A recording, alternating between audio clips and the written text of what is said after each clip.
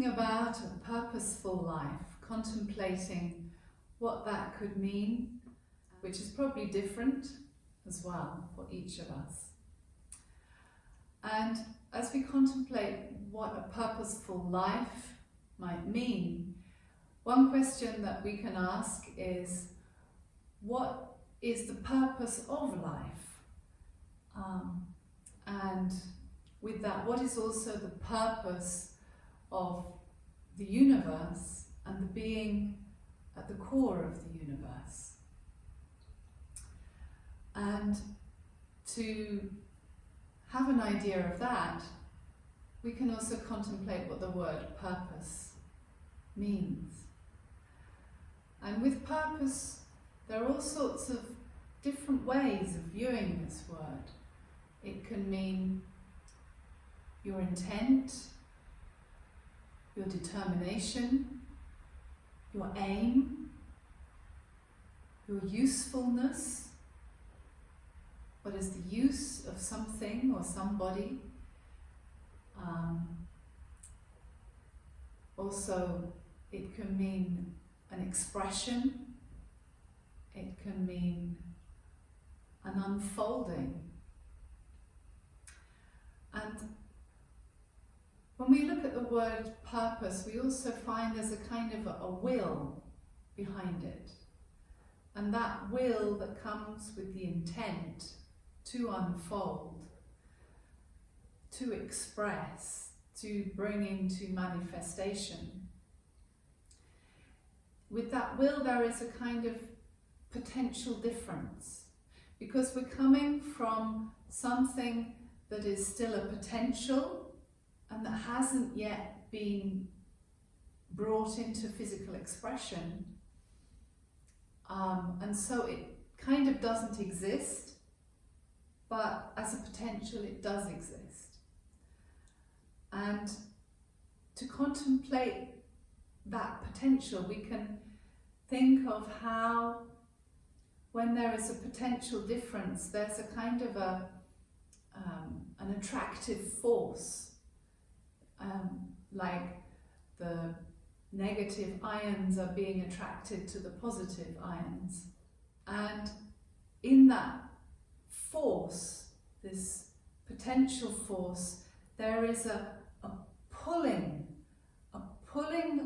of that potential from the non-manifest into the manifest, and a pulling of the physical world to form itself around what is coming through from the subtle realms.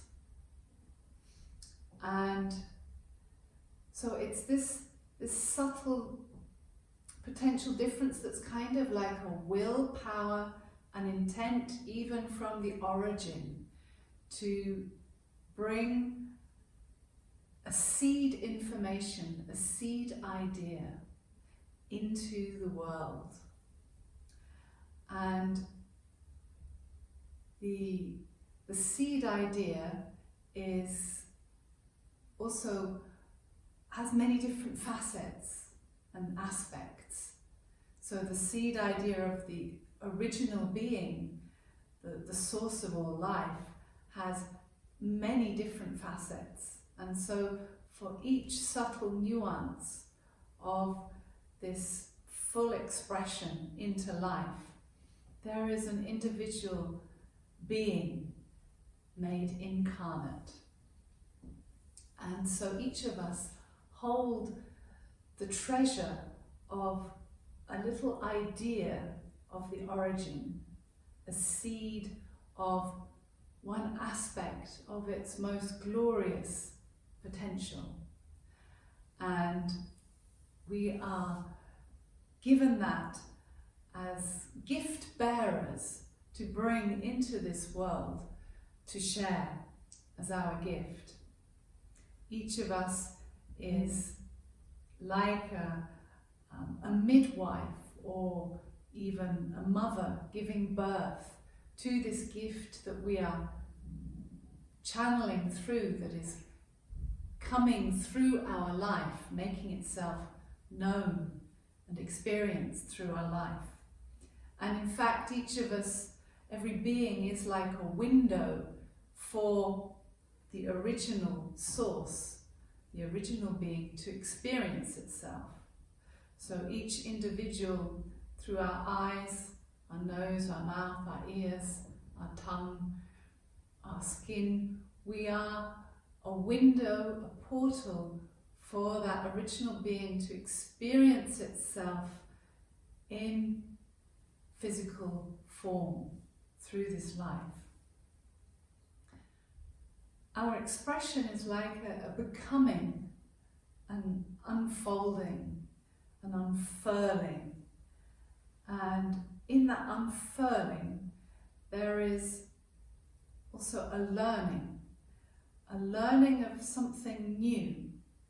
So there is already a reenacting of what our species have in previous generations known and unfurled before us.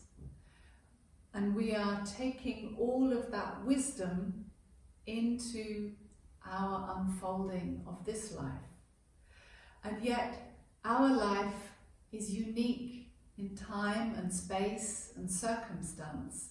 And so there is something new being added with each life. And also there is something old that wasn't quite brought to its perfection or deeply understood, that we have been passed on to help unfold in a more aware way. And in fact, that is the secret. That is actually the hidden gift that we are given, because the universe searches for balance. Potential difference searches for balance. Water will try to find its same level wherever it flows to. And so if in our past generations we have inherited aspects of dissonance, discord, of interference with the perfect plan of the divine as it unfolds, if we've inherited such dissonance, then that seed within us is looking to find its rebalance. And so it's like our gift, our task in life, to unravel this dissonance, to bring the light of that being that's shining through us more deeply into this unresolved pattern or frequency that we have received. And in so doing, to discover something new through our new perspective that hadn't been realized before, and that is why this discord has still remained to be passed on to us.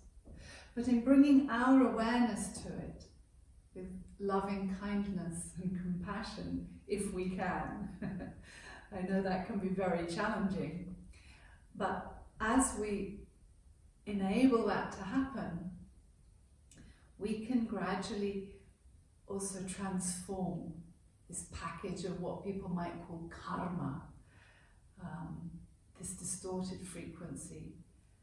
And we can begin to understand its nature and its propensities, its dynamic, how it arose, why it arose, where was the misunderstanding, the confusion, the imbalance of proportion, and how can we readdress that?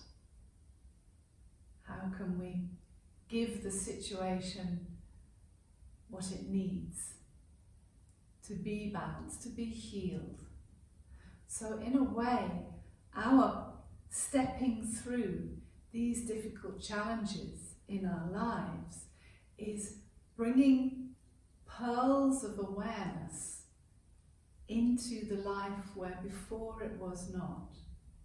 And in that realization, that awareness that burgeons, that understanding of something that hadn't been understood before and coming to terms with it and releasing it and healing and balancing it, there is a great gift of bringing that original being into the world, of spiritualizing the matter, spiritualizing the situation, bringing the soul vibration of each of us more deeply rooted into this world and making this world a heaven on earth. And so this is on one hand our deepest wound, you could say, the wounding that we've inherited. And yet that wound is also calling us through a struggle to become more who we are, to bring more harmony into the world, to bring more balance. And so that wound is also kind of acting like a vocation, because it's calling to us. It's calling out the deepest being within us to come through and heal what is still dissonant. And so that can be very challenging for us, but when we meet it and we manage to attune to the attitude that will help us, it can be extremely rewarding. It can be most fulfilling, and fulfilling for the original being that is burgeoning through us. So it is the struggle of life in its learning how to walk, in its learning how to evolve, in its learning how to take each step with greater precision and balance and beauty as well. And learning can sometimes be very difficult because it does require us to let go of the past and keep focusing on the present moment. What is needed now? How can I help the situation for the best possible outcome, for life to come through in its fullness and heal? So this is an invitation to look at the grain, the karmic grain within the oyster of our heart that most deeply grinds and irritates our heart. And yet, as we attend to that, it is a pearl that develops through our heart that we can offer up to the world as another foundational treasure for this heaven on earth. So,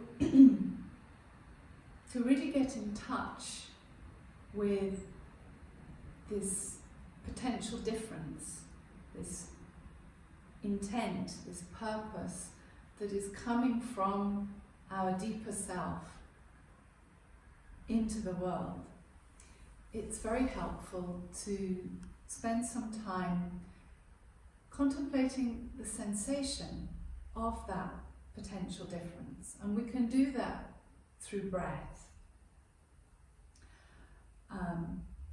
As we inhale, we absorb air into our lungs, and then our lungs become filled with the positive charge of oxygen and with the charge of greater air pressure within the lungs. And the air pressure is greater than the pressure outside of our lungs. And because of that increase of pressure, there will be a potential difference between within our lungs and outside of our lungs. And this will cause our breath to be prompted at some point to exhale. And conversely, at the end of the exhale, when our lungs are emptied as much as possible, there is a decrease in oxygen, there is a decrease in pressure, in air pressure, in relation to what is on the outside. Outside now has more air pressure than our lungs. And so it's calling to come in, and the inside of our lungs is calling for the air outside to come in. And so we're prompted to inhale and draw it in. So there are these two moments when we really feel in our breathing this calling. At the end of the inhale, there is the calling from the space around us to exhale, and the push from within to want to exhale. And at the end of the exhale, there is this calling from within us to draw something in. And the outside feels called to refill us. And so here we begin to get a sense of what is this calling, this vocation. And so it is that when we have a wound that is seeking to find its balance, to find its coherence, that it is like the air pressure calling for life to adjust, to help it to unravel and find its balance. So as we take an exhale and we rest in the still point of that exhale, we can feel ourselves connect with the source of being within our heart, that silent ocean of being. And as we connect, that impulse arises to take the inhale. And in that moment where the impulse to inhale is arising, there we feel the presence of being become more intense as it calls. It calls the air in. And to contemplate that deeper, we can understand the relationship between the still, silent, non-manifest being and the physical expression on earth or in the universe. And if we consider that moment of creation, the Big Bang or the primal vibration that was set forth from the non-manifest being, and we know that creates like a cycle of creation, a universal cycle that lasts many trillions of years, but then at some point is reabsorbed again into the non-manifest state. So we understand from the scriptures, the yogic scriptures, that there is a kind of a cycle of breath of the original being, which they call Brahman, which exhales into creation, and then after full expression withdraws itself with an inhale, withdrawing creation back into the non-manifest state. So this is happening on a macro level, that there is an exhale from the source, and as the source exhales, creation inhales and becomes alive, animated. And as creation exhales and becomes defunct, then the source inhales. So we understand that the relationship between ourselves as creatures, as the creation, and the creator, the origin, is that the exhale of the creator is the inhale of us as its creatures. And our exhale as a creature of creation is the inhale of the creator. So this means that with every single breath that we experience, we are communing on a more micro level with the creator. There is a constant birth and death. With each inhale and exhale, we have a universe that comes into being and dissolves again. Because like a fractal, each of us is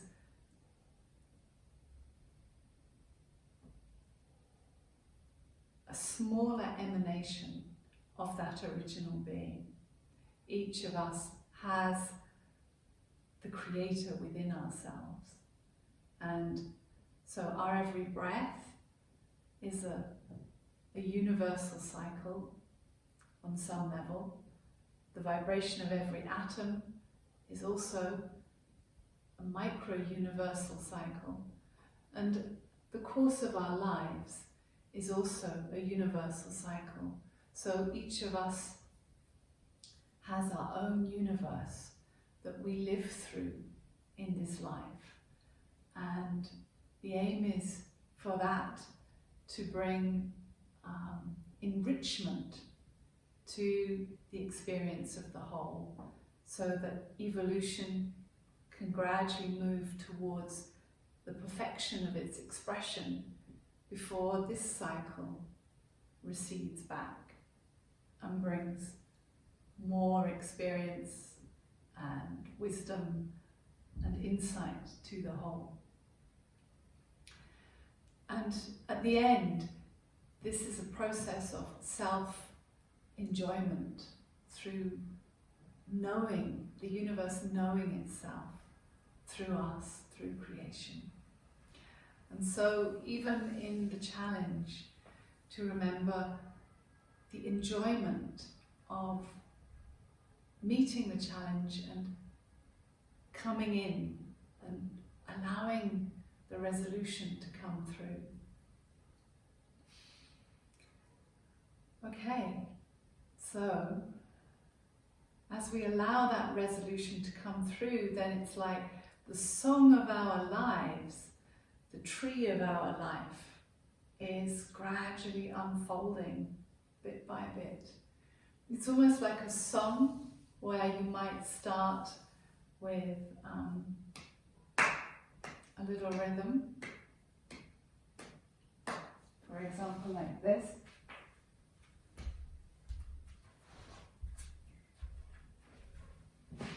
You catch a beat and you go.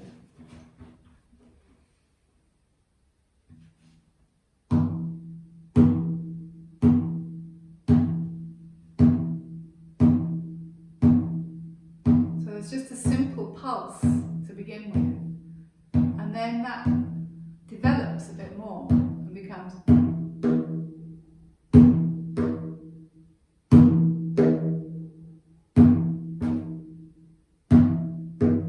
Develops a bit more with the next cycle and becomes.